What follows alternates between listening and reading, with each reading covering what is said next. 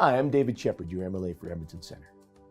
Black History Month is a time to celebrate and reflect on who we are as Albertans, to acknowledge some challenging moments of our history and commit to working together to build a brighter future.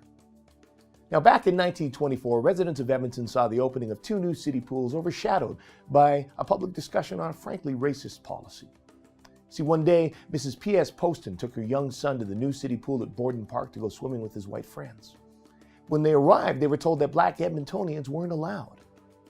So Mrs. Poston organized others in her community. They formed a committee and they wrote to City Council demanding they change that discriminatory policy. And they won. City Council voted in favor of allowing black people into any city pool. But unfortunately, the story didn't end there. City Council didn't enforce that change, and so the black community in Edmonton continued to face systemic segregation at city pools.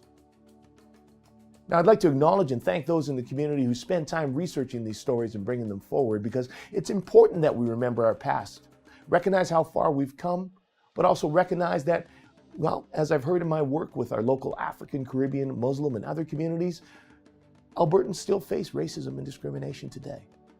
So that's why last year, Minister David Eggen and I met with groups across our province to discuss their experiences with racism and discrimination and develop recommendations to directly combat it.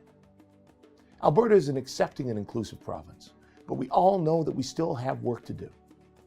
And as an MLA, I'm committed, along with our government, to continuing to listen to and support the people and organizations who are organizing and doing that work, and to lead all Albertans in making sure that this is a province where no one is judged by their country of origin or the color of their skin.